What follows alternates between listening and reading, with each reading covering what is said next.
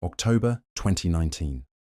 A damp chill filled the forgotten tunnels of the old Blackwood coal mine, sitting roughly 30 miles outside Pike County, Alabama. Sheriff's Deputy Marcus Tanner's flashlight sliced through decades of dust and darkness, catching the faint outlines of rusted tracks and collapsed timbers. The mine had been sealed for years, a relic from another era, until that night. "Control, this is Tanner." His voice echoed through the emptiness, steady but tense. "I need backup at the Blackwood site, and send the coroner." The words bounced back at him from the cold stone, swallowed by the heavy silence. What started as a routine call, trespassing teenagers, had just turned into something far more disturbing. Buried deep within a walled-off shaft lay two sets of human remains, and beside them, half covered in soil, a tarnished silver locket engraved with the initials SM. It didn't take long for that small piece of jewelry to send shockwaves through Pike County. It matched the locket worn by Sarah Martinez the night she and her twin sister Rebecca vanished in 1974. For 45 years, their disappearance had haunted this quiet Alabama town, a mystery that had eroded families, friendships, and faith in the safety of small-town life. The Martinez twins had been more than just missing persons. They had become a symbol of questions without answers. Two young women full of life who had simply disappeared one autumn evening after leaving work at Murphy's Diner. Their absence hung over Pike County for decades, a reminder of innocence lost and a wound that never healed. For nearly half a century, the case remained unsolved. Investigators aged, records yellowed, and families moved away. But in that mine, the truth waited patiently, sealed in darkness. The discovery at Blackwood Mine wasn't merely the end of a cold case. It was the beginning of a reckoning. Because when authorities finally made an arrest in late 2019, it wasn't a stranger, a drifter, or a name no one had heard before. It was someone the community had trusted for years. Someone who had attended their church picnics, fixed their appliances, waved to their children. The unraveling of the Martinez case became a story not just about two lost sisters, but about how a community can live for decades beside evil and never notice. It exposed the failures of an old investigation, the resilience of a grieving family, and the quiet persistence of law enforcement determined to bring closure at last. Pike County, Alabama. In 1974 was the kind of place where life moved at a steady, familiar rhythm. With just over 25,000 residents spread across farmlands and wooded hills, it was a close-knit community. People left their doors unlocked, neighbors greeted each other by name, and children played outside until the streetlights blinked on. The small city of Troy served as the county's heartbeat. Its courthouse square was surrounded by mom-and-pop stores, barbershops, and a diner that had become something of a local landmark, Murphy's Diner, located on the corner of Main and Walnut Streets. Its flickering neon sign glowed every evening, a beacon for locals grabbing coffee before work, or teenagers sharing fries after Friday night football games. It was there, behind the counter at Murphy's, that Sarah and Rebecca Martinez worked nearly every day. They were identical in nearly every way. 5'4", long dark hair that gleamed under the diner lights, and warm brown eyes that seemed to welcome everyone. Born in Arizona, they had moved with their parents, Robert and Maria Martinez, to Alabama when they were 13. Their father had taken a job as a foreman at the Blackwood Mine, chasing the promise of better pay and stability. Though they looked the same, those who knew them could tell them apart instantly. Sarah, older by just 7 minutes, wore her hair parted on the left and spoke with quiet determination. She was saving to study nursing one day. Rebecca, Becca to most, parted hers on the right and carried a guitar everywhere she went. She dreamed of moving to Nashville, of music and open roads. They were inseparable, recalled Donna Wilkins, the diner's manager back in '74. They worked the same shifts, shared a car, sometimes even dressed alike, but you could see the difference in their eyes. Sarah planned her life like a roadmap. Becca lived for the moment. October 17th, 1974, was a typical Thursday in Troy. The twins clocked in for their afternoon shift at 2 p.m., wearing matching uniforms, blue dresses with crisp white aprons. The diner was packed that day. A local business meeting and the high school's early dismissal had drawn in more customers than usual. Security footage from a small camera behind the counter, now preserved as evidence, showed the girls moving easily through the crowd.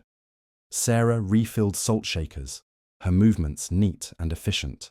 Becca laughed with regulars at the counter, her energy bright and effortless. At 8:07 p.m., they clocked out, waved goodbye, and walked into the cool October air. "See you tomorrow," Sarah called over her shoulder. Words no one at Murphy's would ever hear her say again. Their walk home was short, just under a mile. They took Main Street past the courthouse, then turned onto Pine, a well-lit route lined with houses and old oak trees. They had walked it hundreds of times. Along the way, they stopped at Henderson's pharmacy to buy a birthday card for their mother. "They seemed cheerful," recalled Clerk Judith Abernathy, the last known person to see them alive. Sarah asked for a card with roses. Their mum loved roses. By 9:15, when the twins hadn't arrived home, Maria Martinez began to worry. By 10, she called Murphy's diner, only to learn they had left an hour earlier. Robert Martinez, their father, got in his truck and drove through the quiet streets of Troy, headlights sweeping across empty sidewalks.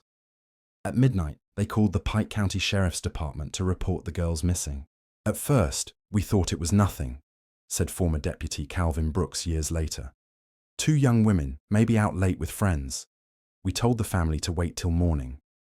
But when morning came and there was still no sign, we knew something was wrong." By noon the next day, October 18th, the town had mobilized. Friends, neighbors, and volunteers filled the streets, combing fields and back roads, checking abandoned sheds and creek beds. The local radio interrupted music with updates. The high school postponed its football game. Finding the Martinez sisters became everyone's mission. "It was like the whole town stopped," remembered longtime resident Margaret Simmons. "Men skipped work. Women brought food to searchers. It felt like we were holding our breath together." But even as the search expanded, the evidence didn't. No signs of a struggle, no dropped purse, no suspicious tire tracks, nothing. It was as though Sarah and Rebecca had simply vanished into the night. Robert Martinez's voice cracked when he spoke to reporters days later. "My girls wouldn't run away. Somebody knows what happened. Somebody knows." Weeks passed. Posters of the twins' smiling faces hung in store windows and gas stations across southern Alabama. But leads dried up, and hope began to fade. The sheriff's department, small, underfunded, and unprepared for such a massive case, struggled to keep up. 11 deputies were responsible for an entire county, and most had never worked a missing persons case before. Sheriff Walter Donovan, a man better known for shaking hands at church picnics than solving crimes, repeated the same line at every press briefing. "We're pursuing all available leads." But in truth, the investigation was going nowhere. A single clue surfaced: a blue pickup truck seen idling near Henderson's pharmacy around the time the twins walked by. 3 witnesses described it: an older Ford, dented fender, partial license plate with the numbers 7 and 4. The driver was never clearly seen. For the next week, deputies chased that lead through every dusty back road and driveway in Pike County, tracking down 127 blue trucks. But one name would eventually stand out among them, a name no one gave much thought to back then: Howard Keller. Howard Keller was 34 years old in 1974, a mechanic by trade, husband, and father of 2. He owned Keller's Auto Service on Route 231, a modest garage known for fair prices and reliable work. Most people in Troy knew him. He fixed their transmissions, replaced their brakes, sometimes offered rides home when their cars weren't ready. On Sundays, he sat in the second pew at St. Mark's Lutheran Church with his wife Carol and their kids. He didn't stand out in any special way: polite, quiet, maybe a little distant. The kind of man people trusted without ever really knowing much about. When investigators first asked him about his blue Ford pickup, Keller said he'd been home that night watching TV with his family. His wife confirmed it. The deputies made a note, thanked him for his time, and crossed him off the list. At the time, there was no reason to look closer. Keller had no criminal record, no connection to the Martinez family, and nothing tying him to the disappearance. The case soon grew cold, colder than anyone wanted to admit. By early 1975, the posters began to fade, curling under the humid Alabama air. Newspapers stopped running the story. People in town still talked about the twins, but more in whispers now.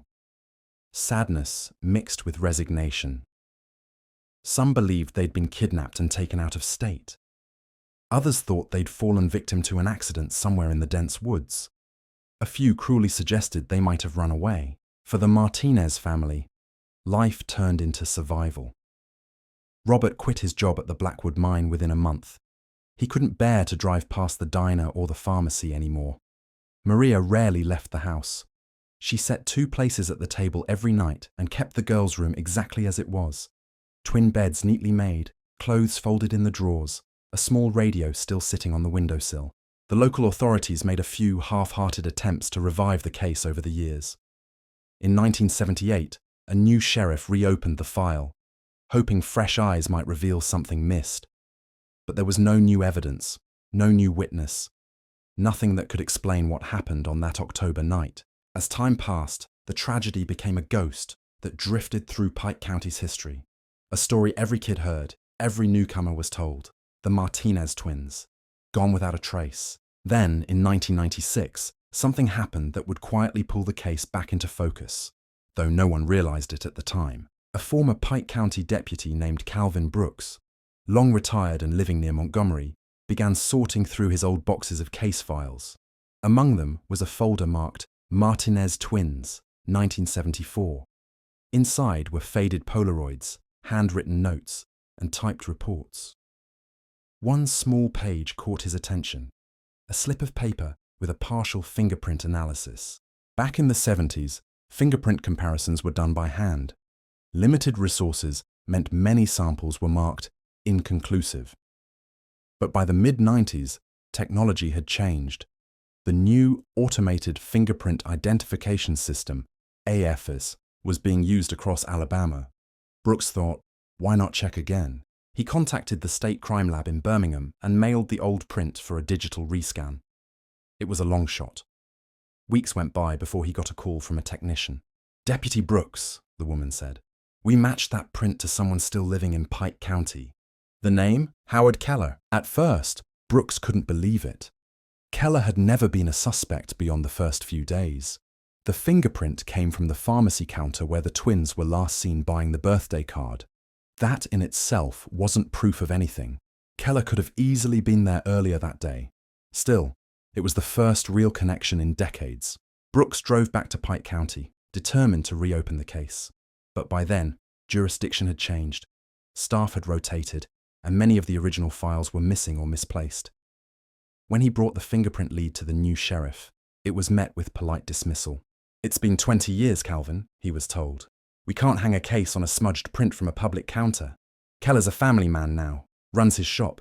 No record, no motive. Let it go." And so, for another 2 decades, the Martinez file gathered dust again until 2019. By that time, Sheriff Marcus Tanner was one of the youngest sheriffs ever elected in Pike County. At 37, he had grown up hearing the Martinez story like everyone else.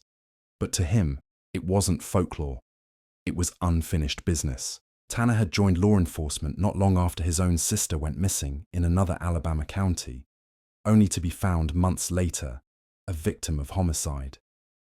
He knew the hollow ache of unanswered questions, and he had promised himself he would never let a cold case die if there was even a chance at closure. So when construction workers stumbled upon the collapsed tunnel at the abandoned Blackwood mine and discovered what appeared to be human remains, Tanner was on site within hours. The smell of damp earth and rust filled the air as they unearthed the first skeletal frame, then another, side by side. Near the remains, the coroner retrieved a piece of jewelry, a silver locket engraved SM, its hinge still intact, its chain broken. Inside was a faded photograph of 2 teenage girls. Tanner didn't need to be told who they were. The remains were sent to the Alabama Department of Forensic Sciences. Dental records confirmed what everyone already suspected. They were the Martinez twins. But something about the positioning of the bodies bothered Tanner. One skull had a hairline fracture on the right side, likely from blunt force trauma.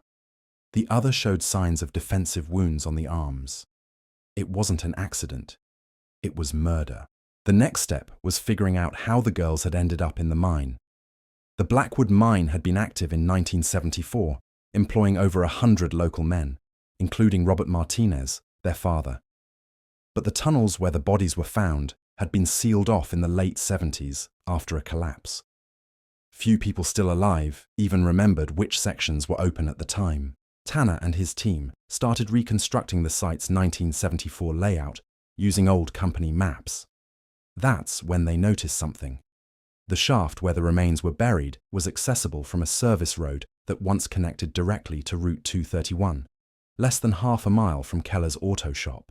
It could have been coincidence, but Tanner had learned long ago that coincidences in murder cases were rarely innocent. He pulled the original 1974 witness statements, including the one mentioning a blue Ford truck near the pharmacy that night. Keller's name jumped out again. He still owned property just 10 minutes from the mine site. Tanner decided to pay him a visit. When he arrived at Keller's small home outside Troy, the man who answered the door looked older, thinner, but unmistakably the same. His once dark hair had turned grey, and a deep scar ran along his left forearm, something not mentioned in any of the original files. "Keller," Tanner said, flashing his badge. "Mind if I ask you a few questions about the old Blackwood mine?" Keller frowned. "Mine's been closed 50 years, Sheriff. What's this about?" "Just tying up some loose ends," Tanner replied. For a moment, Keller's eyes flickered. Not fear exactly, but something close. A recognition that the past was no longer buried. Sheriff Tanner took a slow glance around Keller's front porch while the man hesitated. The house sat at the edge of an old pecan grove, paint peeling, the smell of motor oil lingering faintly in the air, the scent of years spent fixing engines and tuning carburetors. Inside, Tanner could hear a television playing softly, maybe a news broadcast. Keller finally nodded and stepped aside. "Come on in, Sheriff. Can't say I was expecting company." The living room looked like it hadn't changed since the 1980s. Wood-paneled walls, an old recliner, family photographs in mismatched frames. One caught Tanner's attention. A picture of Keller's wife, Carol, and their 2 kids, taken long ago. Beside it, a faded Polaroid of Keller standing in front of his shop, smiling, sleeves rolled up, holding a wrench. Tanner pulled out his small notebook. "Mr. Keller, you used to drive a blue Ford pickup back in the 70s, right? A mid-60s model." Keller's lips pressed together. "Sure did. Had that truck for years. Sold it back in 78, I think. Why?" "You recall where you were the night of October 17th, 1974? Tanner asked, watching his reaction carefully. "October 17th, Keller repeated, pretending to think. "That's 50 years ago, Sheriff. I barely remember what I had for breakfast this morning." He gave a dry laugh that didn't reach his eyes. "Fair enough," Tanner said. "But maybe you remember hearing about 2 young women who disappeared that night, Sarah and Rebecca Martinez." That stopped him. Keller's smile faded. He shifted his weight and looked toward the window. "Everybody around here remembers that," he muttered. "Whole town went crazy looking for those girls. Shame what happened." "Shame," Tanner echoed. "Their remains were found recently, inside the old Blackwood mine." Keller's head turned sharply. "You're kidding!" "No," Tanner said. "I was there." For a brief second, Keller's face went pale. Just a flicker, almost imperceptible, before he caught himself. "That mine's been closed since the 70s, he said carefully. "You sure they didn't just fall in or something?" Tanner shook his head. "Doesn't look that way. There were signs of trauma. Someone put them there." Silence hung heavy in the room. The ticking of a wall clock filled the space between them. "You worked not far from that mine, didn't you?" Tanner asked. "Auto shop off Route 231, Keller said slowly. "That's right, within walking distance of the mine's old access road." "Lots of people worked around there," Keller snapped, his patience slipping. "What's your point?" Tanner leaned forward slightly. "My point is, your fingerprint was recovered from Henderson's pharmacy. Last place the twins were seen alive." Keller blinked, genuinely thrown off. "My fingerprint? I used to buy motor oil there, Sheriff. Half the damn town did." "Of course," Tanner said, closing his notebook. "Like I said, tying up loose ends." He stood, gave a polite nod, and walked to the door. If you think of anything else about that night, you've got my number. Keller didn't answer. He just stood there, one hand gripping the doorframe a little too tightly. As Tanner drove away, his instincts burned. He'd seen that look before. A man's eyes betraying a secret buried deep. Back at the sheriff's office, Tanner gathered his cold case team, 2 deputies and a forensic analyst. They went through Keller's background again. Born in Troy, lifelong resident, married 40 years, no criminal history. He'd been an auto mechanic since the late 60s and had never moved away. On paper, Deputy Harlan said, he's clean as they come. Yeah, Tanner replied, staring at Keller's old photo. That's what bothers me. The next morning, Tanner drove to see Miguel Martinez, Sarah and Rebecca's younger brother. Miguel was now in his mid-50s, living in Montgomery, working as a contractor. The lines on his face spoke of both time and endurance. He met Tanner on the porch of his modest home, wearing a faded Alabama Crimson Tide cap. "Sheriff, I heard about the discovery," he said quietly. "I guess we finally have them home." "We're doing everything we can to find who's responsible," Tanner told him. "I wanted to ask about anyone your father might have suspected back then. Anyone he ever mentioned." Miguel nodded slowly. "Dad suspected everyone at some point," he said. "But there was one man he talked about a lot toward the end. A mechanic. He couldn't remember his name, but he said the guy worked near the mine and used to come into Murphy's diner sometimes. Said he watched my sisters a little too long." Tanner felt a chill crawl down his neck. "That sound like Howard Keller?" Miguel frowned, thinking. "Yeah, Keller. That's it. Dad said he tried to talk to the police about him, but they brushed him off." That was all Tanner needed to hear. He obtained a warrant to search Keller's property. Not for arrest, just for evidence connected to the Martinez case. The search began quietly one morning in November. Tanner arrived with a small team and a state forensic van. Keller stood in the doorway, arms crossed as they presented the paperwork. "This is harassment," Keller said, voice shaking with restrained anger. "We're just following procedure," Tanner replied calmly. "You're free to observe." The officers combed through the garage first.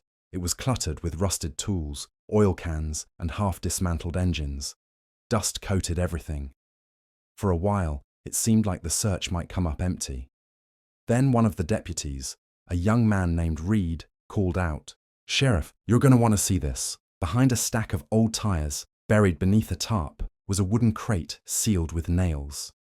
When they pried it open, they found several small items wrapped in cloth. A silver chain, a woman's hairpin, and a cracked photograph showing 2 young girls standing outside Murphy's diner. Tanner's heart pounded. "Bag everything," he ordered. Keller's face drained of color. "I can explain that," he stammered. "Those were found behind the diner years ago. People used to dump trash there. I picked them up when I was working one night. Didn't think much of it." "Why keep them?" Tanner asked. Keller's mouth opened, but no words came. Forensics later confirmed the hairpin contained trace DNA matching Maria Martinez, their mother. The photo had fingerprints belonging to Sarah. It was the break the case had needed for 45 years. A few days later, Tanner brought Keller in for questioning. This time, he didn't walk out so easily. Inside the small interrogation room, Keller sat hunched, hands clasped tight, sweat beading at his temple. Tanner placed the locket on the table between them. The same one found in the mine. "Recognize it?" Tanner asked softly. Keller stared at it, saying nothing. "You used to stop by Murphy's for coffee, didn't you?" Tanner continued. "The twins probably waited on you. Maybe you offered them a ride home one night." "I never touched those girls," Keller said through clenched teeth. "Then why were your fingerprints on their belongings?" Tanner pressed. Keller looked up slowly, eyes glassy. "You don't understand," he whispered.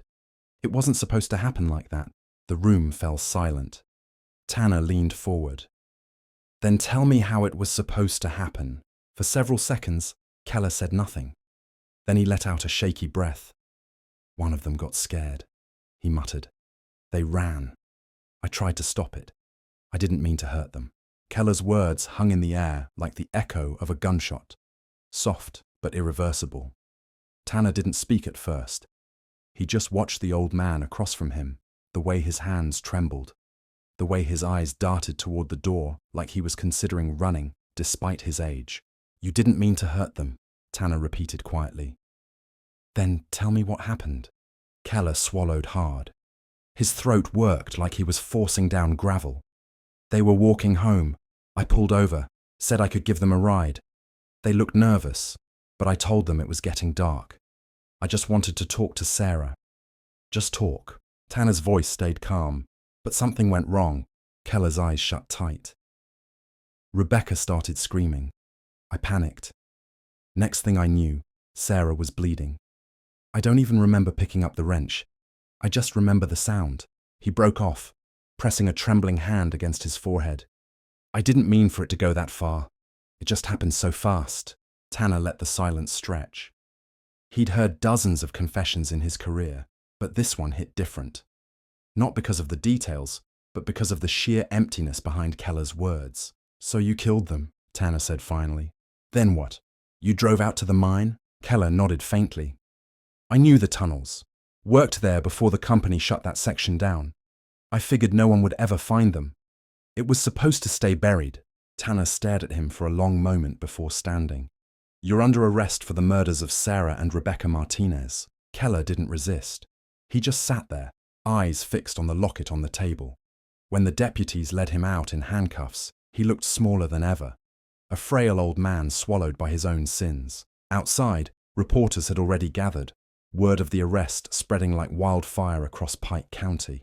For many, the name Howard Keller meant nothing. For others, it was the final piece of a mystery that had haunted their town for generations. Tanner stepped up to the microphone that afternoon, his expression solemn. After 45 years, he said, we can finally confirm that the remains discovered in the Blackwood mine are those of Sarah and Rebecca Martinez. We have a suspect in custody, charged with their murders. Justice has taken far too long, but it has not been forgotten, the crowd murmured. Some people cried quietly, others just stood in stunned silence. Miguel and Lucia Martinez were there, holding each other's hands. Miguel's jaw was tight, his eyes hidden behind dark sunglasses. Lucia's face was pale, but steady. When the reporters turned to her for comment, she spoke softly. My parents waited their whole lives for this moment, she said. Now they'll finally have peace. But there's no real justice for what was taken from us. You can't measure the loss of 45 years. That night, Troy felt heavier than it had in decades. The local diner closed early. The church bells rang once, not in celebration, but in remembrance. Back at his home, Keller sat alone in a holding cell at the Pike County Jail. He hadn't spoken since signing his confession. The old fluorescent lights buzzed overhead, reflecting off the cold concrete floor. When Tanner passed by the cell window, Keller finally looked up. You think this makes things right, he rasped. Tanner paused. It's not about making it right, he said. It's about telling the truth. Keller gave a bitter laugh. Truth doesn't change what happened. No, Tanner agreed. But it stops you from hiding it. The case against Keller moved quickly. Faster than anyone expected for a crime nearly half a century old. The evidence was overwhelming.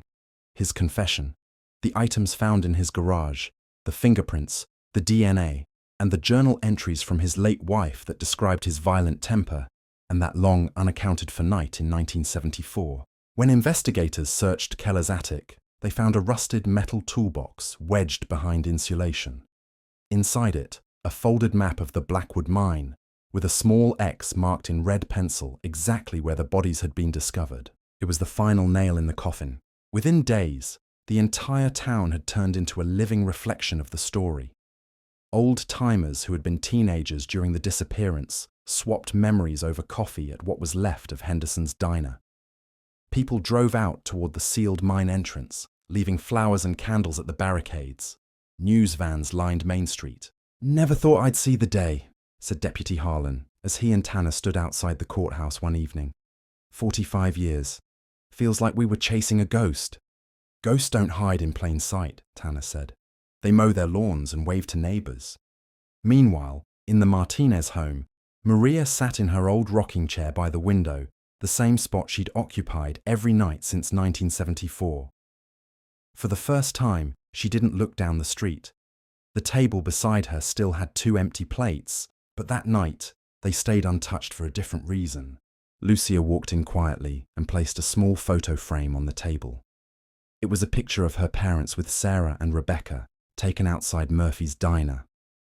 Everyone in it was smiling, unaware of what was coming. "Mom," Lucia whispered, "it's over." Maria nodded slowly, her eyes wet but calm. "No, sweetheart," she said. "It's finished, but it'll never really be over." The trial was set for early spring. Reporters from Montgomery and Birmingham flooded the courthouse, and national news networks picked up the story, labeling it the Pike County miracle. But for Tanner and the Martinez family, it wasn't a miracle. It was just the long-awaited end of a story that had started before half the town was even born. During the proceedings, Keller barely spoke. His attorney tried to argue diminished capacity, citing his advanced age and declining mental health, but the prosecution made their case with precision. The physical evidence, the DNA, and Keller's own recorded confession painted a picture that couldn't be ignored. When the verdict was read, Keller showed no emotion. The jury found him guilty on 2 counts of first-degree murder. Judge Simmons handed down 2 consecutive life sentences, her voice steady but cold. "Mr. Keller," she said, "you took from this family not just 2 lives, but an entire future. The passing of time does not erase responsibility. Justice may have taken 45 years, but it has arrived." In the front row, Miguel bowed his head, Lucia squeezed his hand, and Tanner sat silently in the back of the courtroom, finally allowing himself to breathe. Outside, the crowd that had gathered erupted in quiet applause, not for celebration, but for closure. That night, rain fell across Troy, steady and cleansing. The streets were empty, save for the glow of streetlights reflecting off the wet pavement. At the Martinez home, Maria finally allowed Lucia to box up her daughter's belongings. The dresses, the books, the guitar Rebecca used to play, all carefully folded and stored. When they finished, Maria lit 2 candles in the window, the same window where she had once waited. "Now they can rest," she whispered.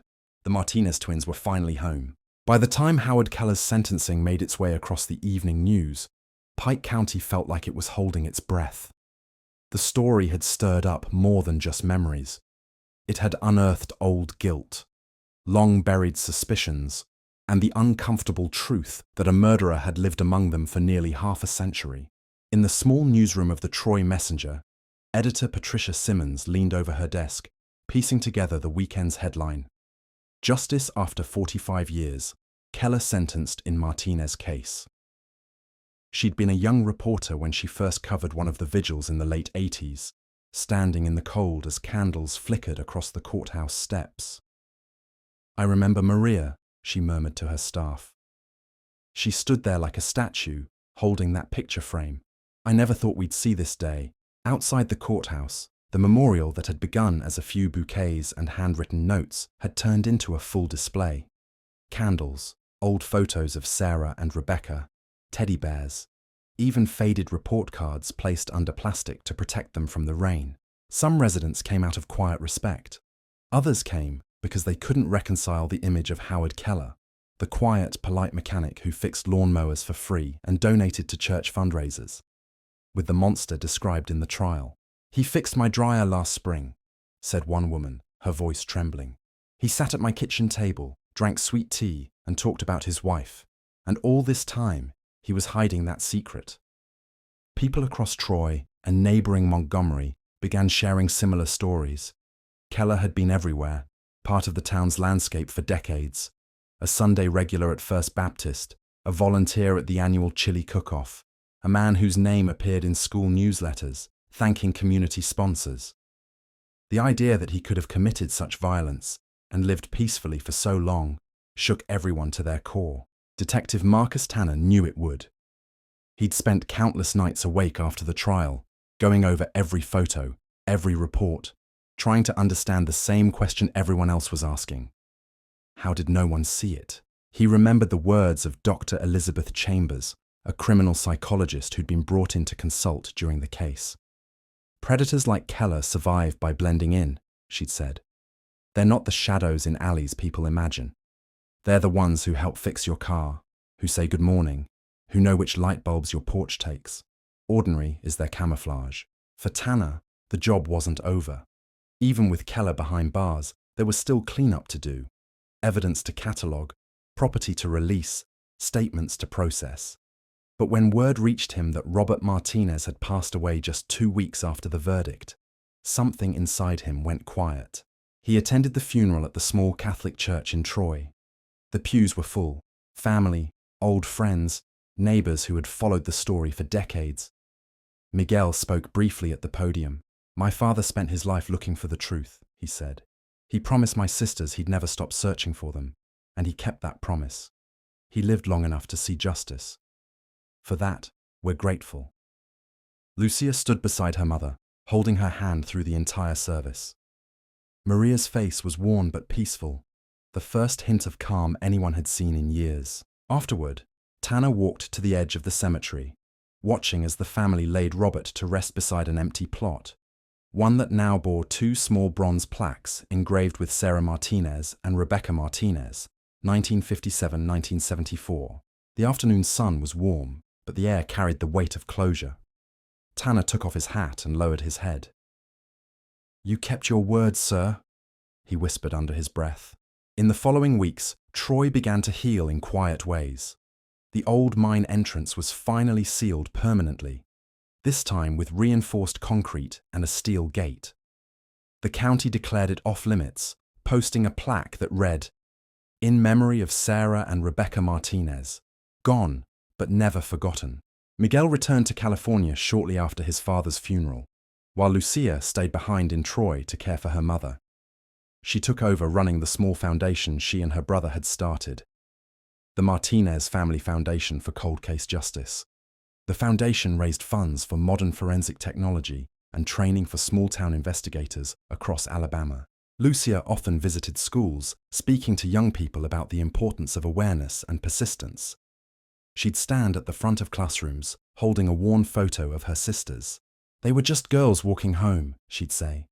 "What happened to them shouldn't happen to anyone. But justice only comes when people refuse to forget." Her words resonated deeply. Within months, the foundation had inspired other small communities to reopen their old, unsolved cases. Several local sheriffs even credited Lucia's outreach for helping them re-examine decades-old evidence boxes collecting dust in their archives. Meanwhile, Sheriff Tanner found himself approached by law enforcement agencies from neighboring states asking for details about the investigation. The FBI even included the Martinez case in a new training module on cold case analysis, a rare honor for a rural department. Still, Tanner never quite celebrated. In interviews, he always deflected praise. "The credit belongs to the family," he'd say. "They kept the light burning. We just followed it." Back on Maple Street, Keller's old house stood empty. The yard grew wild, the paint flaked off, and a for sale sign leaned crooked in the front lawn. But people avoided the property. Kids who rode their bikes down the street swore they felt a chill passing by. A local pastor held a small prayer gathering outside one evening, hoping to clear the darkness, as he put it. One afternoon, a group of volunteers from the Historical Society visited to document the home for archival records. In the basement, they found stacks of neatly labeled boxes, receipts, manuals, tools, and one box marked simply 1974. Inside were yellowed newspapers and a few black and white photographs of the mine entrance. Each one had handwritten notes on the back, coordinates and measurements scrawled in faded ink. When the box was turned over to the sheriff's office, Tanner reviewed it personally. "He kept records of everything," he said quietly, shaking his head. Even his own guilt. Keller himself never spoke again after sentencing. The prison staff at Holman Correctional described him as reclusive, refusing interviews and rarely leaving his cell. He spent his days writing letters no one received and pacing slowly along the concrete floor. When he died in January 2022, the warden called Tanner personally. "He went quietly," the warden said. "Didn't say a word. Just stopped breathing in his sleep." Tanner thanked him, hung up, and sat for a long while staring at the case file on his desk. 47 years after the girls vanished, it was finally closed. That same day, Lucia drove her mother out to the edge of town, where a new memorial park had been built in the twins' honor. A white bench overlooked a small pond, shaded by oak trees. Maria sat down slowly, watching the water ripple. "They'd have loved this place," Lucia said softly. Maria smiled faintly. "They are here," she whispered. "Always have been." As evening settled over Pike County, the streetlights flickered on across Troy. Life moved forward. Slower, quieter, but lighter somehow. The story that had haunted generations had finally found its end. Not with vengeance, but with truth. For the first time in nearly 5 decades, the Martinez porch light was turned off. Spring came early that year in Troy. The heavy grey clouds that had hung over the town for months finally gave way to warmer skies, and the air smelled faintly of honeysuckle drifting from the trees along Montgomery Street. The town had started to move on, or at least, that's what people told themselves. For Sheriff Marcus Tanner, moving on meant filling the silence with work. The Martinez case had put Pike County back on the map, and with that came pressure from every direction. Reporters chasing interviews, families asking him to look at their own cold cases, city officials eager to prove that the town's reputation wasn't defined by tragedy. But late at night, when the phones stopped ringing and the hum of the fluorescent lights filled the office, Tanner would catch himself glancing at the evidence board that still hung on the far wall. He hadn't taken it down. Sarah and Rebecca's photos were still pinned in the middle, surrounded by notes and old newspaper clippings. He knew the case was closed. He also knew he couldn't let it go. One evening, his deputy, Harlan, poked his head into the office. "You still staring at that board, Sheriff?" Tanner didn't look up. "Just making sure we didn't miss anything." Harlan chuckled softly. "We didn't. The guy's dead. The case is sealed. You can breathe now." Tanner finally turned toward him. "That's the thing," he said. "You spend years chasing ghosts. And when you finally catch one, the quiet doesn't feel right anymore." Harlan nodded slowly. "Maybe that's when you hang it up, boss." Tanner smiled faintly. Maybe, but he didn't. Oh. Across town, Lucia Martinez was busy preparing for the 1-year memorial event at the new park. The Martinez Family Foundation had grown beyond anything she expected. Donations poured in from all over Alabama and even neighboring states. Families who had lost loved ones wrote her letters, thanking her for giving them hope. The park itself had become something sacred. Every week, flowers appeared at the white bench overlooking the pond. Teenagers came to leave notes before graduation. Older couples walked the paths at sunset. It wasn't a place of sadness anymore. It had become a symbol of persistence, of not giving up even when the trail goes cold. Lucia had partnered with Auburn University to sponsor a forensic science scholarship in her sisters' names. "It's not about revenge," she told the local paper. "It's about giving others the tools to find answers faster than we did." Her mother, Maria, had begun to fade. Age and grief had worn her down, but there was peace in her eyes now, the kind that comes after years of not knowing finally end. Most mornings she sat on the porch with a cup of tea, watching the sunrise over the quiet street where she once waited in vain for her daughters to come home. Lucia often joined her, and they'd sit without speaking, the silence between them full of memory rather than pain. Meanwhile, the old Blackwood mine remained sealed, though curiosity around it had never died. Every so often, teenagers would sneak up the trail, daring each other to peek through the cracks in the steel gate. Local police had to run them off more than once. One summer evening, a group of college students from Troy University filmed a short documentary for a class project titled "The Mine That Remembered." They interviewed townspeople who still recalled the day the girls disappeared, old miners who used to work the shafts, and even a retired county worker who remembered Keller's name from payroll records in the 70s. The film went viral locally, and before long, a crew from Dateline NBC came down to shoot their own segment. Tanner reluctantly agreed to participate, though he made them promise not to dramatize what had already been painful enough. On camera, he spoke plainly. "People like to believe justice is clean," he said, "but it isn't. It's messy, slow, and it breaks a lot of hearts along the way. But it's still worth chasing." The episode aired nationwide that fall, reigniting public interest in other long-forgotten cases. Calls began flooding in from across Alabama.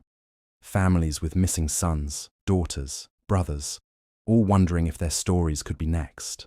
For Tanner, it became a calling he couldn't ignore. By winter, he'd quietly started a small cold case unit inside the department. Just 3 people and a closet-sized office, but it was a start. They reopened files that hadn't been touched since the Reagan years, running old evidence through modern databases and DNA systems. It was tedious work, but it kept Tanner grounded. "We can't change what happened to the Martinez girls," he told his team one afternoon. "But we can make sure no one else has to wait 45 years for the truth." Back at Holman Correctional, Keller's death didn't mean the end of his shadow. Among his few possessions was a small notebook, the same kind inmates used for commissary lists and notes. But Keller's contained something darker. Fragments of thoughts written in shaky handwriting. The mine keeps secrets. Always has. When Tanner received the file containing Keller's belongings, he stared at the line for a long time. It didn't sound like guilt. It sounded like a warning. He mentioned it once to Dr. Chambers, the psychologist who had profiled Keller. He was the kind of man who saw himself as part of something bigger, a story he thought would outlive him, she said. But his story ended the moment those girls were found. That notebook is just him trying to hold on to control he already lost. Tanner closed the file and filed it away for good. He'd seen enough ghosts for one lifetime. As the months rolled on, life in Troy began to resemble normal again. The diner reopened under new ownership. Kids played baseball at the park on weekends. And the mine road, once a place of whispers and rumors, was slowly reclaimed by nature. In April, Lucia hosted the first light for the lost ceremony at the Memorial Park. Hundreds of people showed up. Families of missing persons, law enforcement officers, college students, and neighbors who had followed the case since the beginning. Tanner stood in the back, unnoticed, watching as candles flickered along the pond's edge. Lucia took the microphone and spoke with the calm authority of someone who had lived through both horror and healing. "My sister's story isn't just about tragedy," she said. "It's about perseverance, about refusing to let darkness win. This town didn't just remember them. It found itself again because of them." When the candles were lit and their reflections shimmered across the water, the crowd went quiet. A soft breeze swept through the trees, carrying the faint sound of church bells from downtown. Tanner closed his eyes for a moment, hearing the echo of Maria's voice from years ago. God's light finds its way, even underground. For the first time in his life, he believed it. Later that night, when most people had gone home, Tanner lingered at the memorial bench. The pond rippled gently under the moonlight. He placed his old sheriff's badge beside the flowers and whispered, "Rest easy, girls. You're home now." Then he turned and walked away, the faint crunch of gravel fading into the distance. The lights of Troy glowed in the distance, warm and alive, a town that had once been haunted, now finally at peace. The following year, Pike County began to feel alive again. The local paper had stopped running daily updates about the Martinez case, and the courthouse lawn, once crowded with reporters and television trucks, was quiet now. The sound of kids playing near the fountain returned, mixing with the low hum of traffic on Elm Street. For most of Troy's residents, life had simply gone on.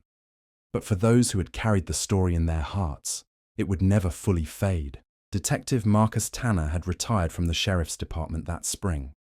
There was no big ceremony, no speeches, just a handshake from the mayor and a quiet afternoon clearing out his office.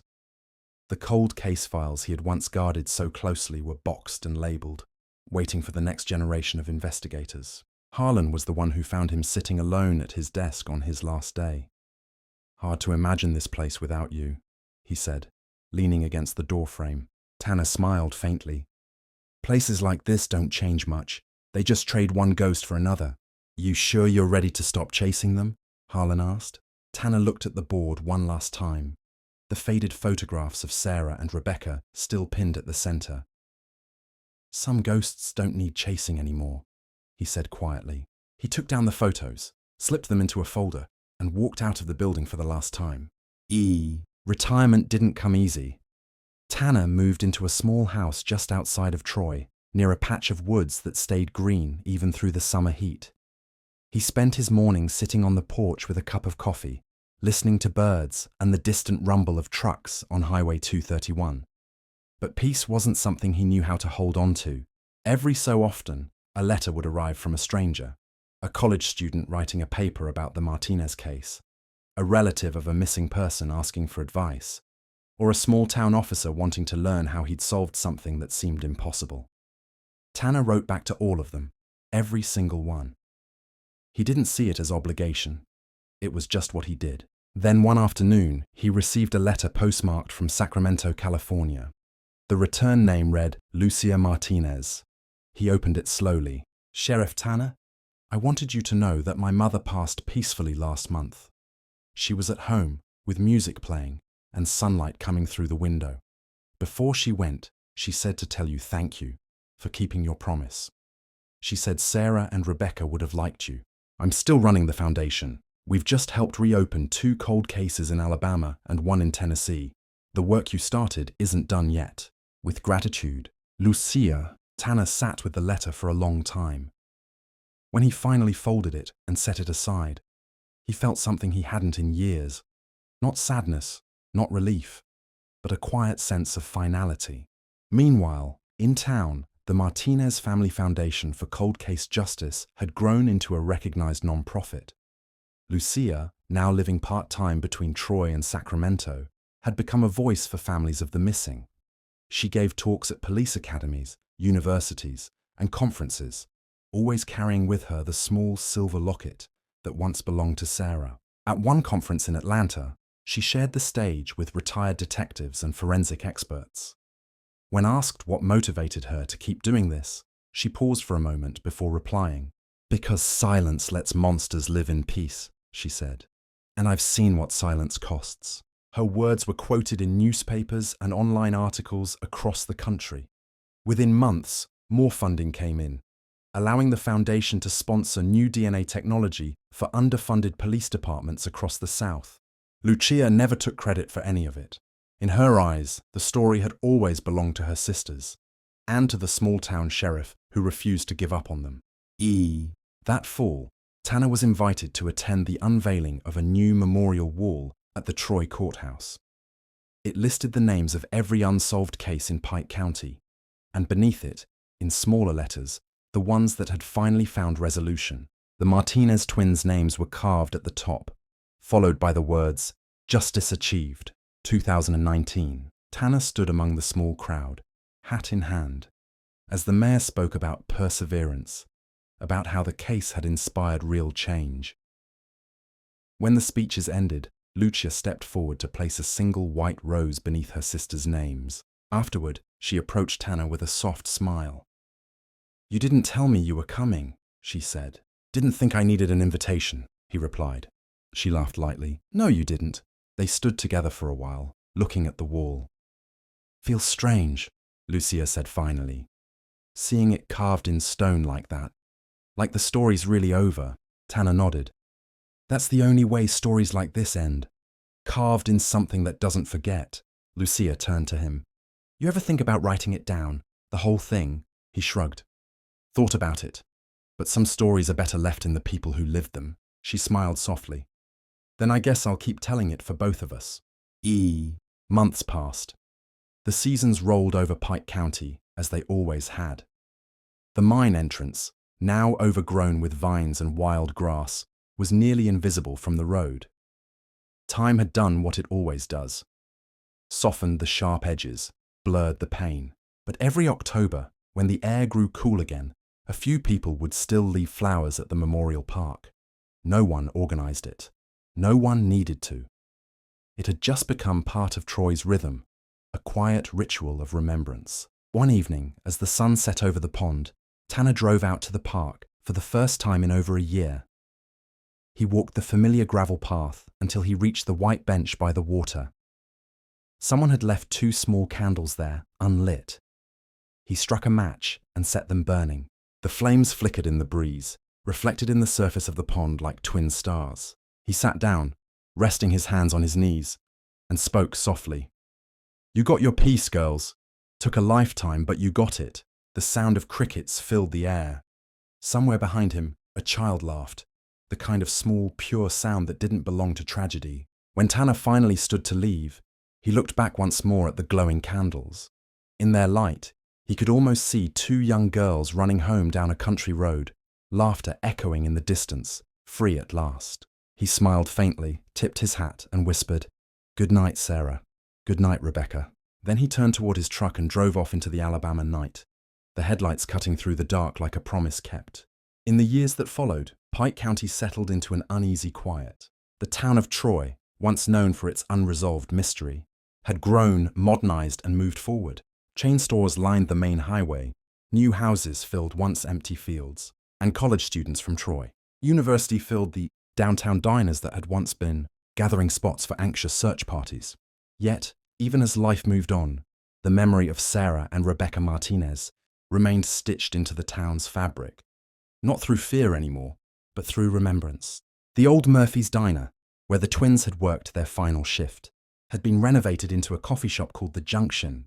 Its brick walls were the same, its front windows still looked out onto Main Street, and a photograph of the Martinez sisters hung above the counter. A small brass plaque beneath it read, "In memory of Sarah and Rebecca Martinez, gone but never forgotten."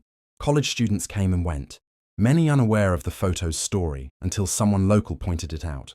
"That's why they say this place never stays open past midnight," an older customer once told a curious barista. "It's respect for the girls. That was the last night anyone saw them." Not far away, the old Blackwood coal mine, once sealed off and abandoned, had become a site of somber significance. After the remains were recovered and the investigation completed, the county fenced off the entrance and posted warning signs. But even that couldn't stop the curious from driving up the dirt road on quiet evenings. Local teens still whispered about the place, calling it haunted, though the truth of what happened there was far darker and more human than any ghost story.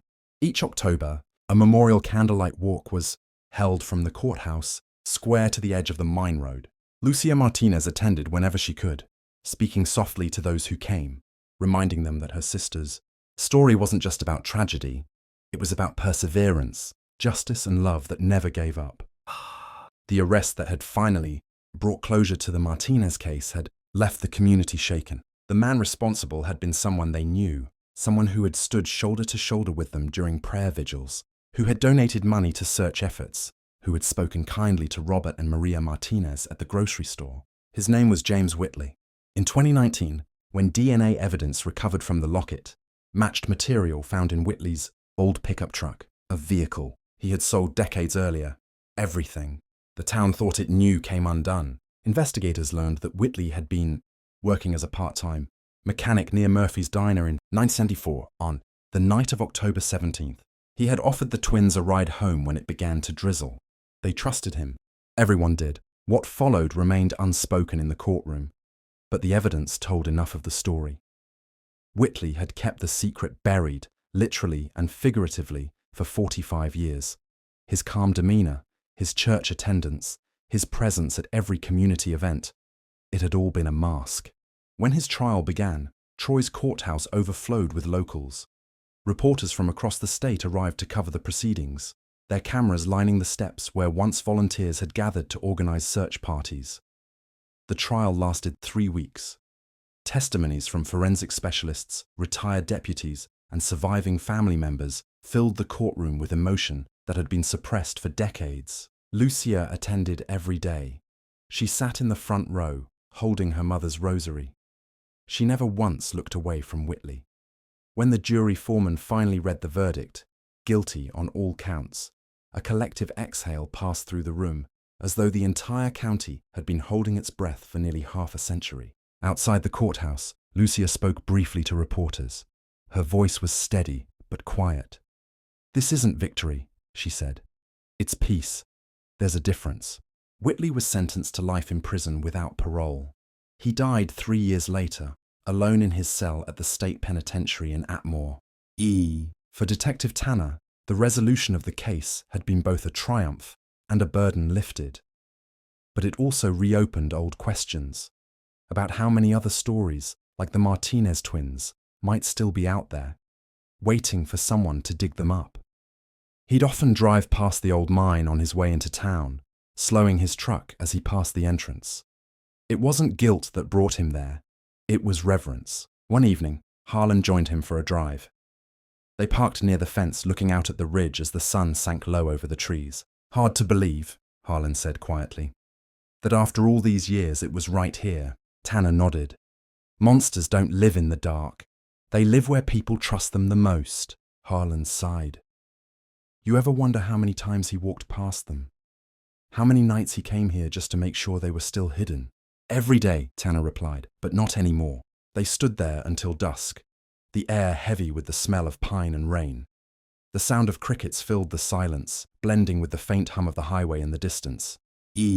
After Whitley's conviction, new forensic methods inspired by the Martinez investigation began being used across Alabama. The Pike County Sheriff's Department established a cold case division, a first for the area. They named it the Tanner Unit, in honor of the retired detective who had spent decades refusing to let the case go cold. Lucia donated a portion of her foundation's funds to equip the unit with new DNA sequencing tools. She also helped create a scholarship in her sister's names for local high school students pursuing criminal justice degrees. During the scholarship's first ceremony, held at Troy University's auditorium, Lucia stood before a crowd of students and townspeople. A large photograph of Sarah and Rebecca smiled down from the stage backdrop. "When I was your age," she told the students, "I thought justice was something other people delivered. I thought it was too big for people like me. But justice," she paused, "isn't a courtroom. It's a promise, one you keep, even when it takes a lifetime." The audience rose to their feet in applause. Tanner, sitting quietly in the back, felt a tear roll down his cheek. Years later, after Tanner passed away peacefully in his sleep, Lucia returned to Pike County for his memorial. The service was small, just family, former deputies, and a handful of townsfolk who remembered the old days. They buried him beneath a large oak tree not far from the memorial wall. Lucia spoke briefly at the service. "He carried the weight of this town's unanswered questions until the very end," she said, "and he did it with honor." When everyone else had left, she stayed behind a while, sitting by his grave. The breeze moved gently through the grass, carrying the faint scent of honeysuckle. She reached into her pocket and pulled out Sarah's locket, the silver polish smooth from years of touch. Opening it, she whispered, "Thank you." Then she placed it on the headstone for a moment before tucking it safely back into her palm. The sun dipped low over Troy as she walked back to her car. The world bathed in the soft gold of an Alabama evening. By the time the world entered the 2020s, the Martinez case had become more than just a solved mystery. It had become a lesson, a reminder of what persistence, community, and faith could accomplish. Troy, Alabama, no longer carried the same haunting silence that had once followed mention of the twins' names. Instead, people spoke of Sarah and Rebecca with warmth, as if remembering family members they had never met but always known. The Martinez Foundation continued to grow, funding forensic technology and cold case initiatives across the South. Its headquarters sat in a modest brick building near downtown Troy, its walls lined with photographs, not only of Sarah and Rebecca, but of families whose loved ones had since been found through programs the foundation had funded. Lucia managed it personally, her calm presence a source of reassurance for families still waiting on answers. When Maria Martinez passed away in 2021, at the age of 87, the entire county came together for her memorial. The ceremony was held at St. Mark's Church, the same small chapel where she had once prayed every night for her daughter's return. Lucia stood beside her mother's casket, surrounded by candles and photographs of the family's earlier years, snapshots of a life that had known both unbearable grief and unbreakable hope. In her eulogy, Lucia said softly, "My mother believed that love could outlast time. She never gave up, and because of that, neither did anyone else." After the service, as mourners filtered out into the sunlight, a quiet wind moved through the cemetery, stirring the leaves of the magnolia trees. Somewhere nearby, church bells chimed noon, echoing across the hills. The town seemed to pause, just for a moment, to honor the woman who had taught them all that waiting could be an act of courage. Miguel flew in from California for the memorial. He hadn't been home in several years, and when he walked through the familiar streets of Troy, he was struck by how much and how little had changed. The corner store where he and his sisters once bought candy had been turned into a coffee shop. The high school looked newer, its football field replaced with artificial turf. Yet the Martinez family home on Oak Street looked almost the same. The white paint faded, the porch swing creaking softly in the breeze. Lucia met him there the day after the service. Together they sat on the porch steps, looking out across the quiet street. For the first time in decades, the house no longer felt haunted by absence. She waited her whole life, Miguel said quietly. And she got her answer. Lucia nodded. Yeah, not the one she prayed for, but she got peace. That's something. They sat in silence for a while, the cicadas humming in the trees. Miguel glanced toward the front window, the one where Maria had spent so many nights waiting. The curtain was open, sunlight spilling through the glass. You ever think she's still sitting there somehow? He asked. Lucia smiled faintly. If she is, she's not waiting anymore. She's with them. A few months later, the Pike County Historical Society unveiled a new exhibit dedicated to the Martinez case. The display included photographs, newspaper clippings, search maps, and artifacts recovered during the investigation. At its center, a glass case held Sarah's locket, now restored and polished, alongside Rebecca's guitar pick. Both donated by Lucia. The plaque beneath them read, "Hope Endures, the Martinez family and the 45-year search for truth." Visitors came from all over Alabama to see the exhibit. School groups toured it, guided by local historians who spoke not of tragedy, but of determination. This wasn't just a crime, one guide told a group of students. It was a story about what it means to never give up, not just on justice, but on people. Lucia attended the opening quietly, standing near the back. She didn't need to speak. The photos on the wall spoke for her family better than any words could. By 2024, the Martinez Foundation had expanded its work beyond Alabama, funding forensic genealogy programs in Georgia, Mississippi, and Tennessee. Several long-cold missing persons cases were solved as a direct result. Reporters often sought interviews with Lucia, but she preferred to stay out of the spotlight. She once told a journalist from the Montgomery Advertiser, "I don't want my sisters remembered as victims. I want them remembered as the reason other families don't have to wait 45 years." That same year, the Blackwood Mine was officially designated a historical site by the state. The entrance remained sealed, but a small memorial plaque was placed nearby.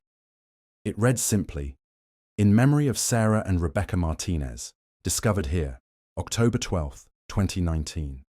May their souls rest in peace, and may the light that found them never fade." Locals often left flowers there. Some came with their children, telling them the story as they stood by the rusted fence. "They were about your age," one mother told her daughter softly. "And people didn't stop looking for them, even when everyone said to give up. Remember that." Lucia still lived in Troy, in a small house not far from the one she grew up in. Each morning, she'd walk to Murphy's Diner, now the Junction Cafe, and order black coffee, sitting by the window where her sisters once served customers. She had grown older, her hair streaked with grey, her face calm but lined with years of endurance. Every October 17th, the town gathered for the annual candlelight vigil. People brought candles, photographs, and flowers, filling the courthouse square with soft light. Lucia always stood near the front, holding a candle in one hand and her sister's locket in the other. One year, a young woman approached her after the ceremony, a college student who had written a paper on the case. "Mrs. Martinez," she said, her voice trembling, "your sister's story is the reason I'm studying forensic science. I want to help families like yours."